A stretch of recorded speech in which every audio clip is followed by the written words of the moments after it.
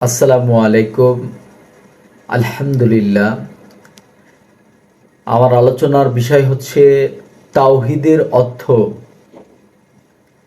বান্দা মানুষ দৃঢ় বিশ্বাস রাখবে এবং স্বীকার করবে যে আল্লাহ একক, সব কিছুর প্রতিপালক ও মালিক।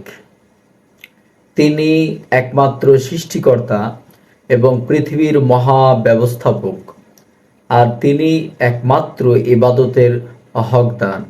তার কোনো শরিক নেই। তিনি ছাড়া সকল মাবুদ বাতিল। তিনি পুণ্যে গুণে গুণান্বিত, সর্বপ্রকার ত্রুটি ও অপূর্ণতা থেকে পবিত্র। তার সুন্দরতম নাম ও উচ্চমানের গুণ রয়েছে। আল্লাহ তাআলা বলেন, আল্লাহু লা ইলাহা ইল্লা হুয়া লাহুল আসমাউল হুসনা। অর্থ, আল্লাহ ব্যতীত কোনো সত্য ইলাহা, উপাস্য নেই। সর্বসৌন্দর্য মণ্ডিত নাম তারই। সূরা তহা